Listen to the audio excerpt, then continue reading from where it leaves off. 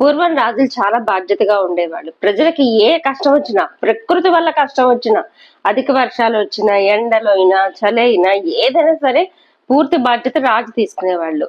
అలాగే రాజు పూజలు జరిపించడము, శాంతి జరిపించడము అవి చేయడం వల్ల కన్నబిడ్డల వల్ల చూసుకునేవాళ్ళు. ఒక బ్రాహ్మణ వరుసగా తన పిల్లల్ని పోగొట్టుకుంటూ శ్రీకృష్ణ రాజ్యంలో ఉండే ఉగ్రసేనుని ఎలా ద్వేషించాడు చూస్తూ శ్రీకృష్ణుని ఎలా ఊరుకున్నారు. ఆయనకి ఎంతో సన్నిహితుడైన అర్జునుడు కూడా శ్రీకృష్ణ పిల్లల్ని కూడా ఎందుకు ద్వేషించాడు అన్ని వరుసగా చెప్పుకుందాం. ఒక బ్రాహ్మణుడు ఉండేవాడు. ఆ బ్రాహ్మణుడికి మొదటి సంతానం మగబిడ్డ జన్మించాడు. జన్మించగానే అతను చనిపోయాడు. ద్వాపరయుగం త్రేతాయుగంలో ఎలా ఉండేదంటే తల్లిదండ్రుల ముందే తమ బిడ్డలు పోతే మాత్రం ఆ బాధ్యత మొత్తం రాజులు తీసుకునేవాళ్ళు. అలాగే ఇక్కడ నా తప్పేం లేకుండా నా బిడ్డ చనిపోయాడు, ఇదంతా రాజు తప్పే అని భావించిన బ్రాహ్మణుడు ఆ మృతదేహాన్ని తీసుకొని రాజప్రసాదానికి వెళ్లి శ్రీకృష్ణు వారు ఉండే చోట పెద్ద పెద్దగా రాజు ఉగ్రసేనుని తిట్టడం మొదలు పెడతాడనమాట. ఆ బ్రాహ్మణుడు ఉగ్రసేనుని ఇలా తిట్టడం ప్రారంభించాడు. ఈ దేశపు రాజు బ్రాహ్మణ ద్వేషి, బ్రాహ్మణులను చిన్న చూపు చూస్తాడు, బ్రాహ్మణుల కోసం ఏమి చేయడు, బ్రాహ్మణులను నిందిస్తాడు, దాంతో పాటు వేదాన్ని కూడా నిందిస్తాడు. ఈ బ్రాహ్మణ ద్వేషిని ఎవరైతే బ్రాహ్మణుని ద్వేషిస్తున్నారో వాళ్ళ బ్రహ్మద్వేషి అని కూడా అంటారు. బ్రాహ్మణులు అంటే వేద పండితులు అన్నమాట. చాలా తెలివైన వారు, పండితులు, పూజనీయులు. అట్లాంటి వాళ్ళని ద్వేషించే వాళ్ళని బ్రహ్మద్వేషి అని కూడా అంటారు. ఇంకా బ్రాహ్మణుడు రాజుని ఇలా తిడతాడు.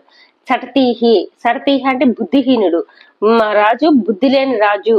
ఎవరైతే రాజసింహాసనం మీద కూర్చుంటారో వాళ్ళు చాలా తెలివిగా ఉండాలి, ఇంతమంది ప్రజల్ని కన్నబిడ్డల వల్లే చూసుకోవాలంటే వారెంత తెలివై ఉండాలి అని చెప్పేసి అంటాడనమాట. కానీ మా రాజు మాత్రం బుద్ధిహీనుడు, బుద్ధి లోభి అని తన నోటికి ఏదొస్తే అది తీరుతాడనమాట. మా రాజు ఒట్టి స్వార్థపడు, తన స్వార్థాన్ని తన కుటుంబాన్ని మాత్రమే చూసుకుంటాడు, క్షత్రబంధు అని కూడా తిడతాడనమాట. రాజసింహాసనం మీద కూర్చున్న రాజలక్షణాలు లేని వాళ్ళని మనం క్షత్రబంధు అంటాము. అయితే క్షత్రీకరణలో పుట్టి రాజలక్షణాలు లేని వాళ్ళని రాజబంధు, క్షత్రబంధు అని కూడా అంటాము. ఎవరైతే బ్రాహ్మణ కులంలో పుట్టి వాళ్ళు చేయాల్సిన పనులు చేయకుండా, సంధ్యావందనం ఇవన్నీ పాటించకుండా, గాయత్రి మంత్రం చదవలేదో వాళ్ళని మనం సింహాసనం మీద కూర్చొని బాధ్యతను మరిచి ప్రజల కష్ట సుఖాన్ని కనుక్కోకుండా సుఖాన్ని చూసుకుంటూ వేటలకు వెళ్తూ ఎక్కువగా ఇలా సమయం గడుపుతున్నారు.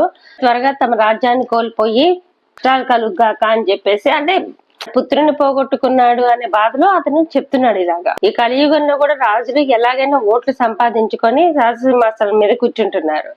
కానీ ప్రజలు ఎంత అవస్థలు పడుతున్నారు, ప్రజలు పెరిగిన రేట్లకి ఎంత అవస్థలు పడుతున్నారు, మధ్యతరగతి కుటుంబీకులు ఎంత ఇబ్బందులు పడుతున్నారు అనేది మాత్రం గ్రహించడం లేదు, అనుభవిస్తున్నారు. అలాంటి వాళ్ళకి మధ్యతరగతి కుటుంబ కష్టాలు ఎలా తెలుస్తాయి?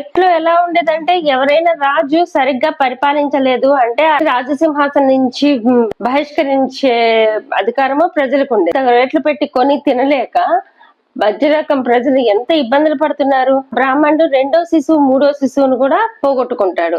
ఇలా పోగొట్టుకున్నప్పుడల్లా అక్కడికి వచ్చేసి కృష్ణ ప్రసాదం దగ్గర శ్రీకృష్ణ వారిని నివసించి రాజప్రసాదం దగ్గరికి వచ్చి పెద్ద పెద్దగా అరుస్తుండేవాడు.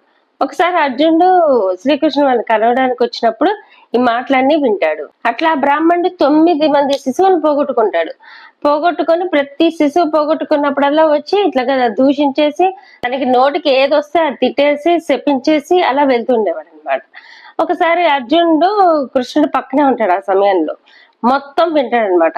ఆసక్తి, ఇదేంటి శ్రీకృష్ణ వారిని తిట్టడం ఏంటి, శ్రీకృష్ణ వారి వంశస్థం తిట్టడం ఏంటి, అసేంటి కనుక్కుందాం అని చెప్పి వెళ్ళి బ్రాహ్మణుడి దగ్గరికి వెళ్తారు. వెళ్ళేసరికి బ్రాహ్మణుడు అంటాడు, ఇలాగా నా 9 మంది శిశువులను పోగొట్టుకున్నాను, వీళ్ళు ఏమి చేయట్లేదు, వీళ్ళు బాధ్యత తీసుకోవట్లేదు అని చెప్పేసి ఏడుస్తాడు. అప్పుడు అంటాడు, నేను కాపాడుతాను ఈసారి అని చెప్పేసి వాగ్దానం చేస్తాడు. నువ్వెలా కాపాడుతావు? బలరామ కృష్ణులే కాపాడలేకపోయారు, వాళ్ళ కొడుకులు ప్రద్యుమ్నుడు, అనిరుద్ధులే కాపాడలేకపోయారు, మీరెలా కాపాడతారు అంటే, లేదు నేను ఖచ్చితంగా కాపాడతాను, నేను ఒకవేళ కాపాడలేని పక్షంలో, ఈ అర్జునుడికి ఆవేశం ఎక్కువ కదా, నేను కాపాడలేని పక్షంలో అగ్నికి ఆహుతి అయిపోతాను వాగ్దానం చేసేసరికి తెలుసుకోకుండా మాట్లాడడం అంటే ఇదే. కొంతమంది విషయం ఏం తెలుసుకోరు, గొడవ మధ్యలో వచ్చేసి ఏది పడితే అది మాట్లాడేస్తుంటారు. అలాగే అర్జునుడు కూడా తన నోటికి వచ్చినట్టు రాజును తను కూడా 4 మాటలు తిట్టాడు అనమాట. ప్రజల్ని సరిగ్గా చూసుకోలేని రాజు కూడా ఒక రాజైనా, బాధ్యత లేని రాజు ఎందుకు అని చెప్పేసి, కాపాడలేని రాజు ఎందుకు, పనికి రాని రాజు అని చెప్పేసి ఇంకా నోటికి వచ్చినట్టు అర్జునుడు కూడా తిడతాడు. ఇంకా ఎచ్చిడిపోతూ ఈ అర్జునుడు ఏమంటాడంటే, నేను కాపాడలేకపోవడానికి శ్రీకృష్ణుని వారిని కాదు, శ్రీకృష్ణ వారి పిల్లల్ని కాదు, అన్యాయం చూస్తుంటే నేను సహించలేను అని చెప్పేసి ఇంకా 4 మాటలు శ్రీకృష్ణ వారిని కూడా అంటారనమాట. నేను ఒకసారి అడవిలో తపస్సు చేస్తుండగా స్థితుల కొద్దీ పరమశివుడితో కూడా నేను యుద్ధం చేశాను. అప్పుడు పరమశివుడు నన్ను అర్థం చేసుకొని నాకు పాశుపతాస్త్రాన్ని ప్రసాదించారు. నేను ఖచ్చితంగా మీ కష్టాన్ని నుంచి నేను కాపాడతాను, నేను చూస్తూ ఊరుకోవడానికి శ్రీకృష్ణుని కాదు అని చెప్పేసి ఇంకా ఏవేవో మాటలు మాట్లాడతాడనమాట.